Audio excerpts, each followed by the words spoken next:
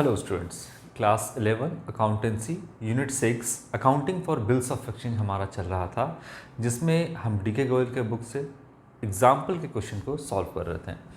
Example number 1 to 10 तक हम लोगों ने सॉल्व कर लिया है और अलग अलग केस को भी इसमें हमने डिस्कस किया है। अलग अलग सिचुएशन को हमने यहाँ पर डिस्कस किया है, उसका जर्नल एंट्री को किस तरीके से रिकॉर्ड करते हैं ये हमने देखा।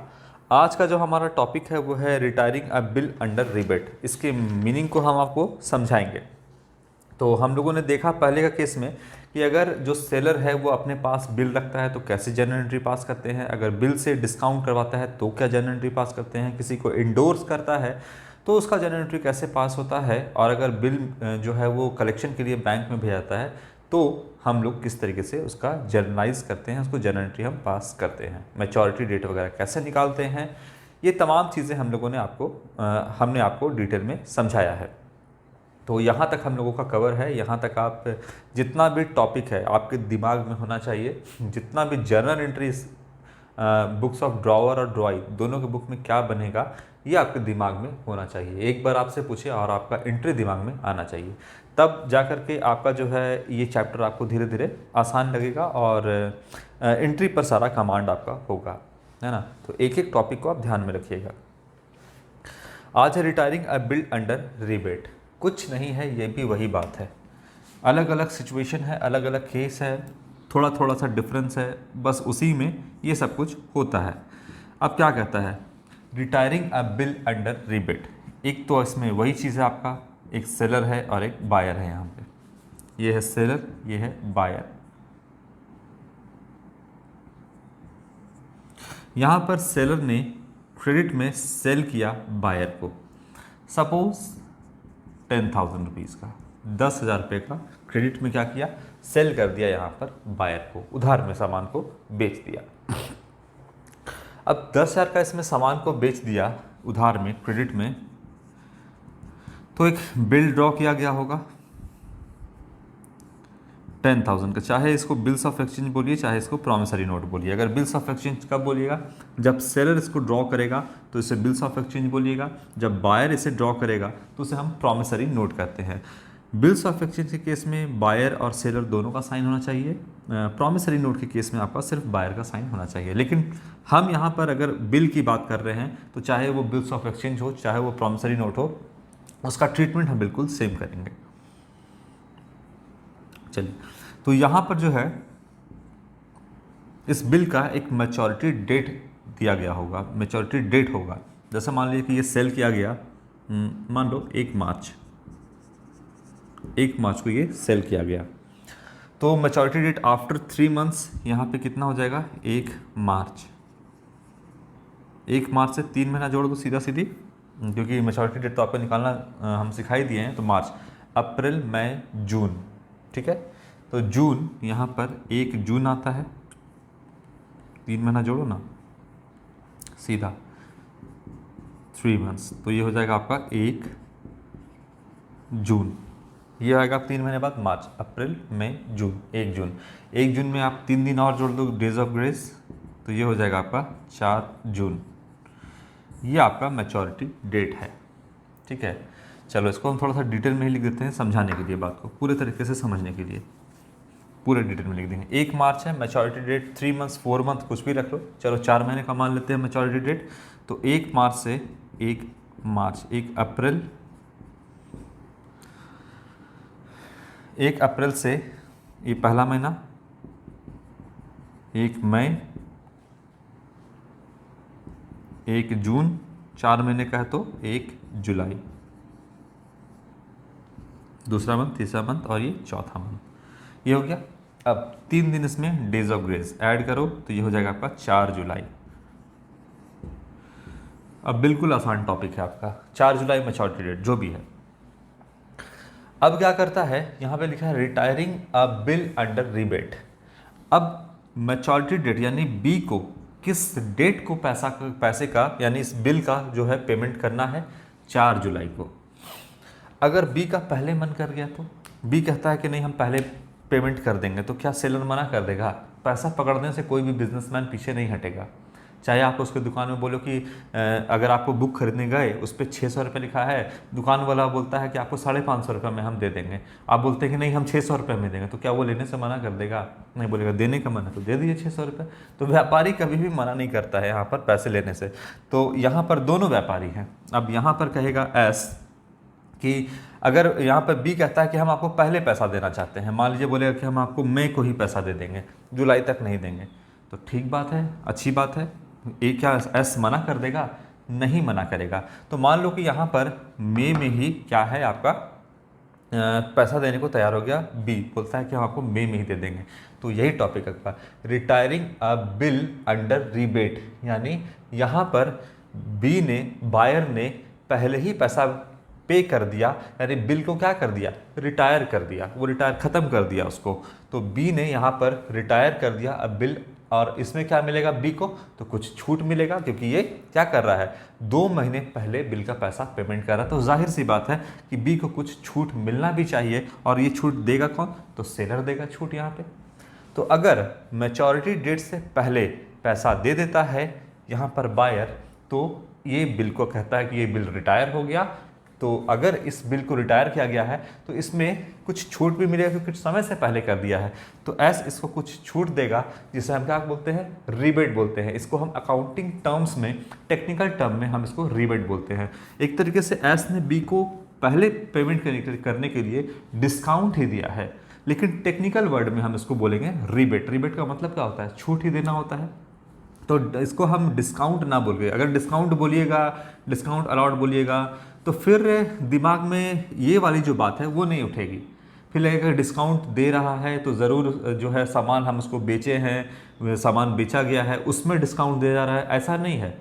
यहाँ पर जो है समय से पहले पेमेंट देने पर डिस्काउंट दिया जा रहा है। अगर डिस्काउंट बोलिएगा तो ऐसा लगेगा कि जो है इमीडिएट प्रॉम्प्ट पेमेंट करने पर दिया जा रहा है। ठीक है, जल्दी ही पेमेंट कर रहा है, लेकिन यहाँ पर टेक्निकल टर्म्स जो रिबेट है उसका इस्तेमाल ज़्यादा सुटेबल है अकाउंटिंग में, तो इसीलिए हम यहाँ पर रिबेट का ही इस्तेमाल करेंगे। तो बात आपको समझ में आया कि अगर समय से पहले बायर जो है पैसा देता है तो उसी को हम क्या बोलते हैं? रिबेट बोलते हैं। उसी को हम बोलते हैं रिबेट ऑन बिल। अब यहाँ पर तो आपका क्या करेगा? छूट मिल जाएगा। सपोज 10,000 देना था, मान लेते हैं 2 महीने का पहले पैसा दे दिया, तो यहाँ पर सेलर बोलता है बायर को कि ठीक है, तुम जो है ना 9,500 रुपया ही दो। 9,500, 10,000 देना था, समय से पहले कर दिया, तो यहाँ पर क्या हो जाएगा कि 500 रुपया ही यहाँ पर जो है यहाँ पे सेलर को मिलेगा। बोला कि 500 रुपये 2 महीने पहले दिया तो हम तुमको छूट दे दिए। तो यही जो 500 रुपया है ना, जिसको छोड़ दिया, यही कहलाता है आपका क्या? रिबेट, यानी छूट, जिसको हम डिस्काउंट बोल सकते हैं, लेकिन हम टेक्निकल टर्म में उसको रिबेट का ही नाम देंगे। और ये क्या है? तो एक तरीके से बोलिए कि 2 महीने पहले पैसा दे दिया तो एज ए इंटरेस्ट दे रहा है, या फिर कह सकते हो कि वो छूट है, डिस्काउंट है 2 महीना पहले पेमेंट करने का यहाँ पर। तो जो डिस्काउंट दे रहा है उसके लिए एक्सपेंस है, तो यहाँ पर सेलर के लिए जो 500 रुपया है वो क्या है? एक्सपेंस होगा। और जो जिसको मिल रहा है उसके लिए तो गेन है। तो rebate is gain to the party making the payment.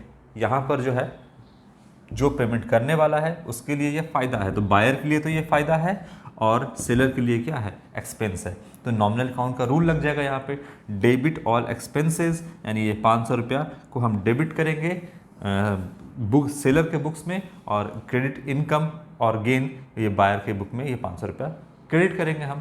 बस इतनी सी बात है। चलो इसको हम बना करके एक आपका जो एग्जाम्पल है उससे समझाते हैं। एग्जाम्पल नंबर आपका है 11। एग्जाम्पल नंबर 11 क्या कहता है? पहले एग्जाम्पल हम पढ़ते हैं, फिर आपको ये समझाएंगे। एक एक टॉपिक को पूरा डिटेल में पहले समझो, बाद में इसको फटाफट जितना क्वेश्चन आएगा वो बनाना, लेकिन शुरुआत में जब टॉपिक समझते हो तो उस समय बहुत ध्यान से समझना चाहिए। उस समय अगर आपको क्लैरिटी आ गई कि क्या कहता है रिटायरिंग अ बिल अंडर रिबेट, इसका मतलब अगर आप समझ गए तो फिर आपको जनरल एंट्री में भी प्रॉब्लम नहीं आएगा। एग्जाम्पल नंबर 11 कहता है ऑन 1 जुलाई 2016, 1 जुलाई 2016 को चंदर जो है वो सामान बेचता है दिनेश को। Chander sold goods to Dinesh. चलो यहाँ पर हो गया चंदर और ये दिनेश भैया डी, तो यहाँ पर लिखेंगे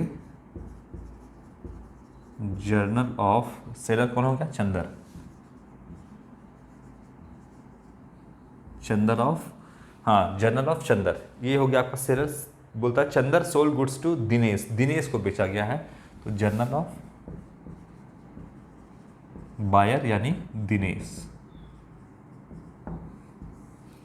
इन दोनों के बुक्स ऑफ अकाउंट में क्या एंट्री करेंगे? सामान कितने का बेचा गया है पहले वो हम देख लेते हैं। यहाँ पे लिस्ट प्राइस ऑफ 50,000, यहाँ पर जो सामान बेचा गया है वो 50,000 का सामान बेचा गया है, तो बिल कितने का बनेगा?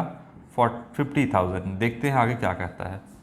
50,000 का यहाँ पर जो है सामान बेचा गया है, ठीक है, एट अ ट्रेड डिस्काउंट। अच्छा, ट्रेड डिस्काउंट में इसमें 20% है। On the same day draw a bill on Dinesh for the payment due payable after 3 months। Dinesh accept the bill and on 4th September 2016 Dinesh retire his acceptance receiving a rebate on 15% per annum. Okay, ठीक है, अभी पूरा मतलब इसको हम समझाएंगे। तो pass entries in the both parties, तो दोनों के पार्टी के बीच में जो एंट्री पास हुआ है वो क्या हुआ है, ये समझने वाली बात है। चलिए समझते हैं।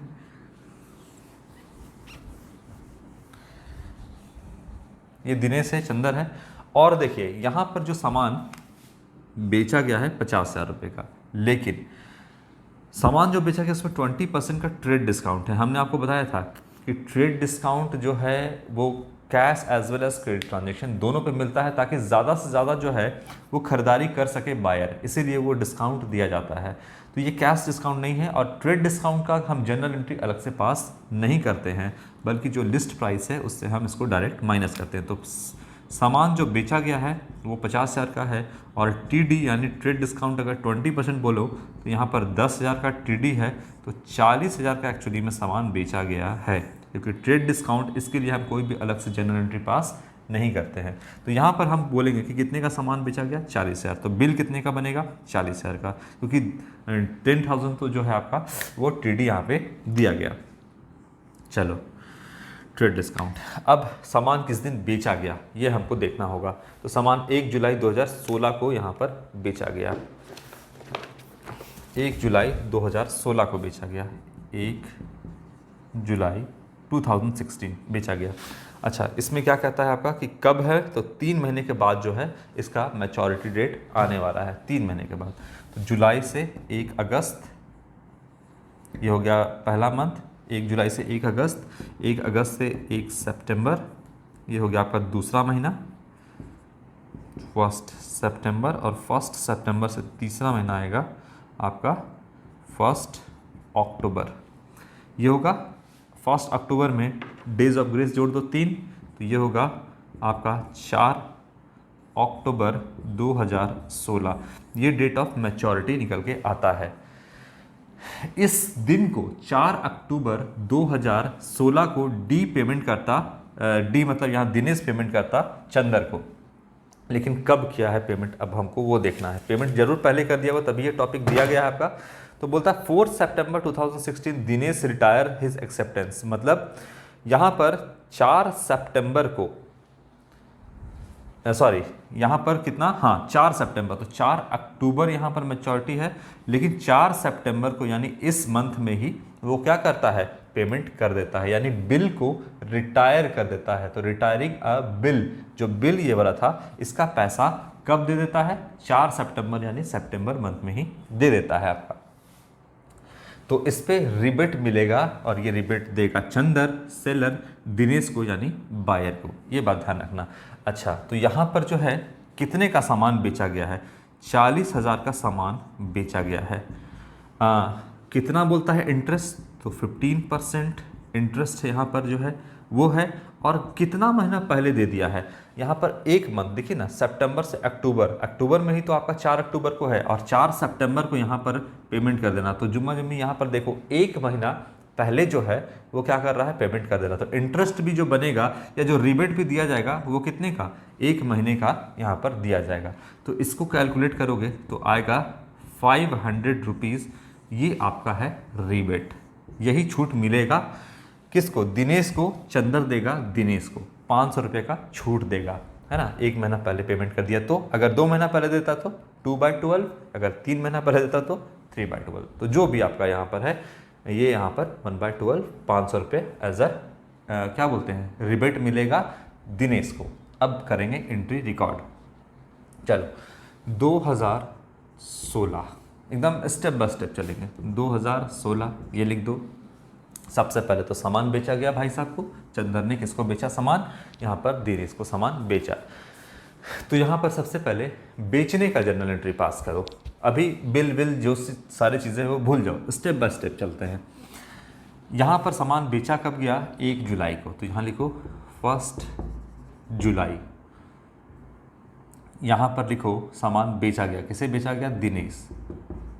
Dinesh debit to sales account, यही जर्नल एंट्री बनेगा। कितने का बेचा गया, 50,000 का बेचा गया था, जिसमें से टीडी का तो हम रिकॉर्ड ही नहीं करते हैं अलग से कोई जर्नल एंट्री, तो 40,000 का सामान बेचा गया। तो दिनेश टू सेल्स यहाँ पे हो जाएगा 40,000। उसके बाद 1 जुलाई को ये सेम डेट को परचेस किया, तो यहाँ लिखेंगे परचेस अकाउंट डेबिट, किससे खरीदा, तो चंदर से,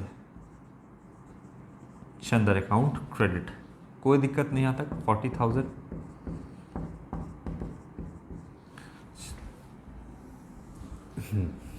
ये हुआ।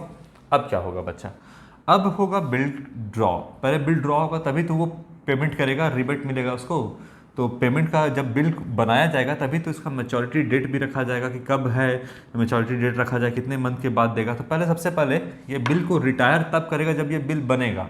तो याद रखिएगा हमेशा जब यहाँ पर सेल किया जाता है या बाय किया जाता है उधार में, क्रेडिट में, तो बिल जो है सबसे पहले ड्रॉ करना है। पहला काम क्या है, ये मत भूल जाना कि भाई बिल ही ड्रॉ नहीं किया और आगे दिमाग लड़ा रहे हैं। पहले तो बिल ड्रॉ होगा तभी तो कुछ होगा ना। चलो बिल ड्रॉ करते हैं। तो जिस दिन सेल किया गया उसी दिन एक बिल बना दिया गया, 1 जुलाई को। क्या होगा आपका, बिल ड्रॉ किया, इसके लिए asset bills receivable account debit, और इसका पैसा कौन किसको देना है, दिनेश को, तो दिनेश अकाउंट क्रेडिट कर दिया गया। कितने का, जितने का बेचा गया 40,000 पूरा। कोई भी कैश वगैरह दिनेश जो है चंदर को नहीं दिया है। अगर 10,000 कैश देता, मान लो 10,000 कैश पेमेंट कर देता तो 30,000 का यहाँ पे बिल बनाते।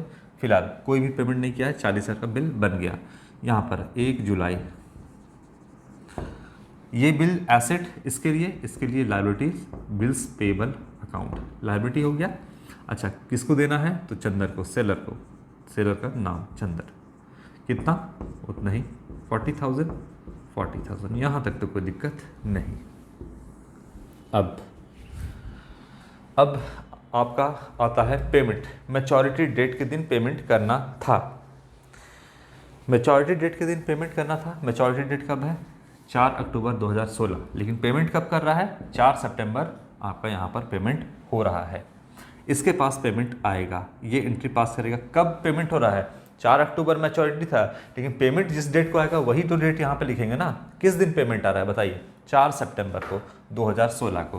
तो यहाँ पर अब हम 4 सितंबर लिखेंगे, 4 सितंबर यहाँ पर हम डेट जो है डालेंगे, क्योंकि इस डेट को ही यहाँ पर पेमेंट आएगा। तो 4 सितंबर, ठीक है। एंट्री क्या बनाएंगे, बिल्कुल आराम से यही एंट्री जो आता है, बैंक अकाउंट डेबिट, वही करिएगा जो आपको आता है पहले से। बैंक अकाउंट डेबिट, ये बैंक में इसका पैसा आएगा और बिल इसके हाथ से जाएगा। तो बिल्स रिसीवेबल अकाउंट क्रेडिट यहाँ पे हम कर देंगे। कोई दिक्कत बताइए इसमें, यहाँ तक तो कोई दिक्कत नहीं है आपको। ये बिल्स रिसीवेबल क्रेडिट कर देंगे। बताइए बिल है कितने का, बिल है आप बोलोगे 40,000 का, तो बिल के सामने बिल जितने का है वो बिल के सामने लिख दो 40,000।